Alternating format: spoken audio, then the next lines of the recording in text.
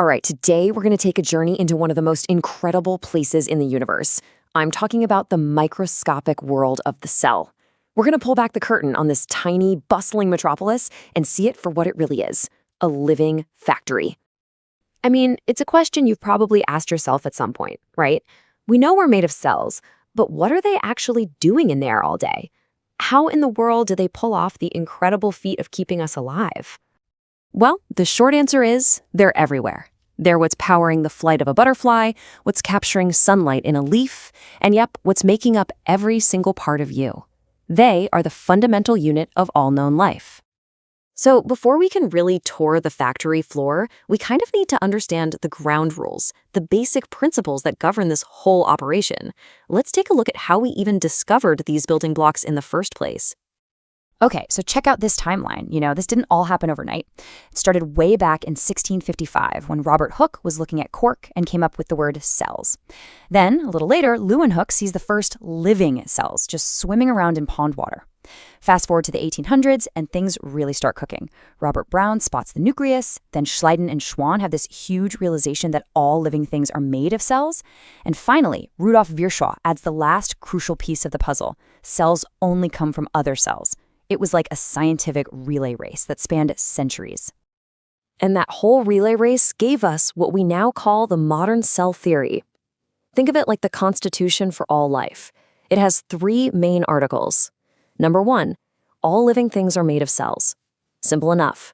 2, the cell is the absolute smallest, most basic unit of life.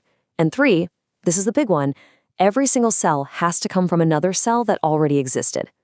These 3 rules are the bedrock of all biology, period. All right, now that we've got the rules down, let's put on our hard hats. It is time to step inside the factory itself and see how this whole thing actually works. So this is the big idea that's going to guide us through this whole thing. Just like a factory that makes cars has a department for welding, another for painting, and another for assembly, a cell has all these specialized parts, called organelles, and each one has a very specific job to do. But here's the thing. Not all factories are built the same. There are really 2 basic models. First, you've got your prokaryotic cells, like bacteria. Think of those as a simple one-room workshop where all the tools and machines are just out in the open. But then you've got eukaryotic cells, the kind that make up you, me, plants, and animals. And these are the complex factories, all thanks to one brilliant innovation, compartmentalization. So why are having separate departments such a total game changer? Well, it's all about efficiency and control. By building different rooms or organelles, a cell can run totally different chemical reactions at the same time, without them interfering with each other. A perfect example is the lysosome. That's the cell's recycling center. It uses acid to break things down. Compartmentalization keeps that acid safely locked away so it doesn't just dissolve the whole factory. It's an absolutely brilliant design. Now, even within those complex factories, the blueprints get customized. So if we look at this comparison, you can see some key differences between plant and animal cells. Plant cells, for instance, have a really rigid outer cell wall for support. They've got chloroplasts, which are basically little solar panels, and they have a huge central vacuole for storage. Animal cells, on the other hand, they're more flexible. They don't have those things, and they store their energy a little differently. Okay, it's time for the main event of our tour. We are going to follow the creation of the factory's single most important product, a protein. Proteins do pretty much everything in the cell, so believe me, this production line is running 24/7. Everything starts right here, in the head office, the nucleus. This is the command center. It holds the cell's DNA, which are the master blueprints for every single protein the factory could ever possibly need to make. This information is absolutely priceless, so it's kept safely locked away inside. So when an order comes in for a new protein, a temporary copy of the blueprint, we call it mRNA, gets sent out from the nucleus onto the factory floor. It arrives at the main assembly line, which is known as the rough endoplasmic reticulum. And here, these tiny little workers called ribosomes get to work. They read the instructions on that mRNA and start assembling the protein, piece by piece. Now, once that basic protein is built, it's not quite ready to go. It has to move on to the packaging and shipping department, the Golgi apparatus.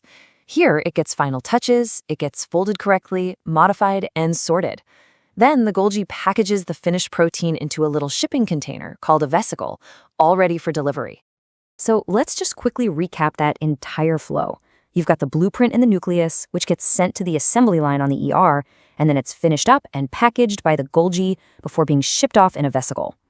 It is a perfectly coordinated production line, and it's running thousands of times a second inside of you, right now. But of course, that production line can't operate all on its own. Any successful factory needs a whole range of support departments just to keep the lights on and everything running smoothly. And this factory has a world-class support crew. First up, you've got the mitochondria. These are the power plants generating all the energy. Then you have the waste management and recycling crew, the lysosomes breaking down old parts. You also need really tight security at the factory gates. That's the job of the cell membrane, which controls everything coming in and out. And finally, you need an internal structure, the scaffolding and roadways provided by the cytoskeleton that give the factory its shape and help move materials all over the place. Let's just zoom in for a second on the power plant, the mitochondria. These things are absolutely critical. They take the fuel from the food you eat and convert it into something called ATP, which is basically the electricity that powers the entire factory. But here's where it gets really fascinating. Notice how they kind of look like bacteria? They even have their own separate DNA. Just remember that. For our last section, we're going to tackle two really mind-bending ideas. First, where some of these factory departments originally came from, and second, how one single factory blueprint can create such an incredible variety of specialized models. Hey, remember that little clue about mitochondria having their own DNA? Well, here's the payoff. It's called the endosymbiotic theory, and it suggests that billions of years ago, mitochondria and chloroplasts were actually their own separate, free-living bacteria. A larger cell swallowed them up, but instead of digesting them, they formed a partnership. The little bacteria got a safe home, and the bigger cell got a dedicated power plant. It was a corporate merger that literally changed the history of life on Earth. So we have this incredible factory, the eukaryotic cell. But that leads to a huge question.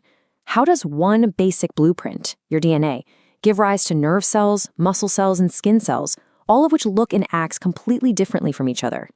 The answer is this amazing process called cell differentiation.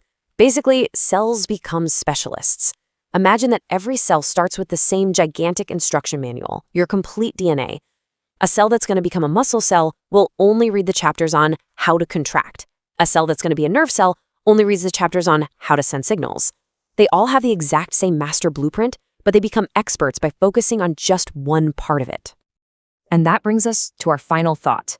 If one single cell is a complex, bustling factory, what does that make you? You're not just a single factory. You are a sprawling, continent-spanning nation of trillions of these factories, all working together in perfect harmony, each one specialized for its own unique role, creating the incredible, thinking, feeling being that is you. It's pretty amazing to think about.